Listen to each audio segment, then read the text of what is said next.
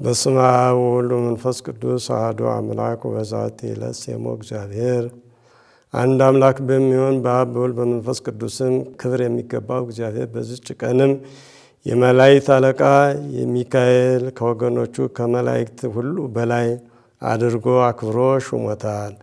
የዚህ የመላእክት አለቃ የከበረ መልአክ ክቡር ሚካኤል ታምር ብዙ ነው። ስለዚህ የቤተ ክርስቲያን መምህራን በየወሩ በ12 የመላእክት አለቃ የከበረ መልአክ ክቡር ሚካኤል በዓል እናደርግ ዘንድ አዘዘውናልና ልመናው አማላጅነቱ ከኛ ጋር ከሕዝበ ክርስቲያን ይኑር ለዘላለሙ አሜን። በዚች ቀንም የከበረች የአፎምያ ያረፈችበት ነው። ይህችም የከበረች ሴት እግዚአብሔርን የሚፈራ የአንድ ሰው ሚስት ነበረች። ባሏ ብዙ ምጽዋትን የሚያደርግ ነበር። በየወሩም 3 በዓላት ያደርግ ነበር።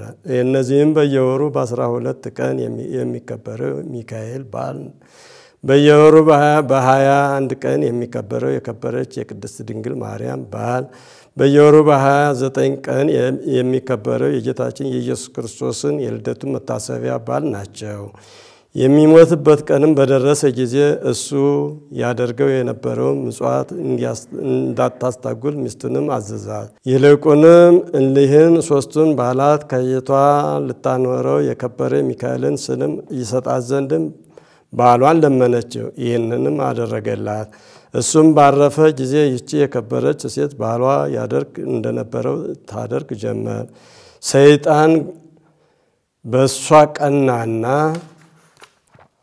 ቀናና ሴት መነኩሲት መስሎ ወደሷ መጣ። ከሷ ጋርም በተንኮል ይነጋገር ጀመር። አዝንልሻለሁ፣ ራራልሻለሁ፣ አሁንም ገንዘብሽ ሳያልቅ አግብተሽ ልጅ እንድትወልጂ እመክርሻለሁ፣ ተቸግረሻልና አለ።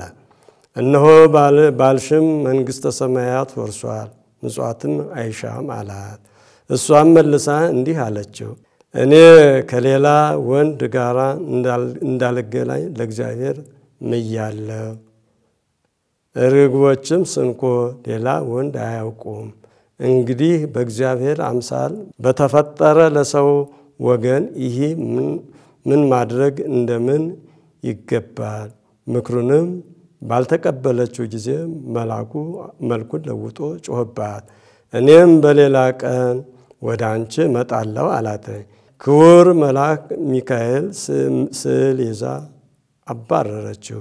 ከዚህ በኋላ በሰኔ 12 ቀን እንዳስለመደችው ለባሉ ሥራ አሰበች።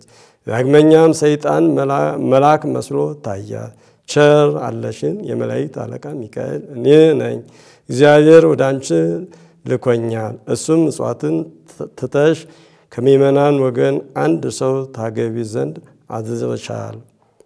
ባል የሌላት ሴት መልእክት የሌላት መርከብን እንደምትመስል እወቂ አላት።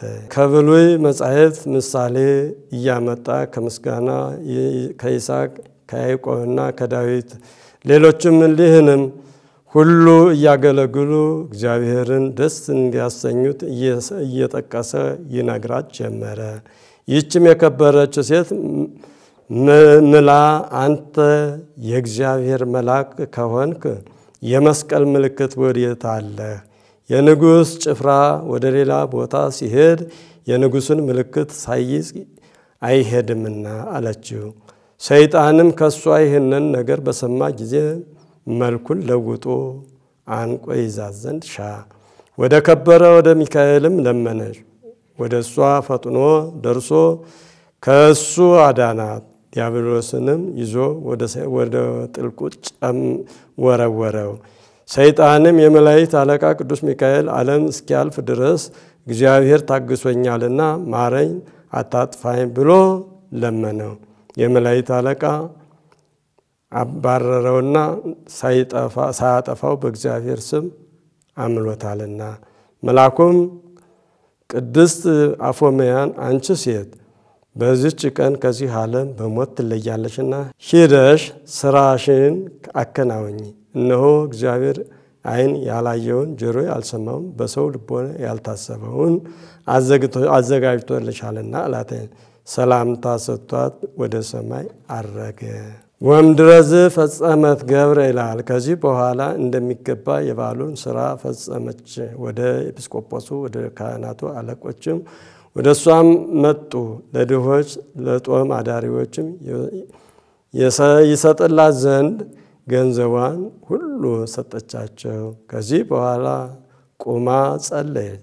ተነስታ የከበረ መልአክ ሚካኤልም ስዕልም አንስታ ከፊቷ ላይ አደረገችው። ከዚህ በኋላ በዚች ቀንም አረፈች። የከበረ መልአክ የመላእክት አለቃ ሚካኤል በዓል ቀን ናት። እግዚአብሔር በእሷ ልመና የጥምቀት ልጆች ሁላችን ይማረን ይዘንልን፣ አሜን።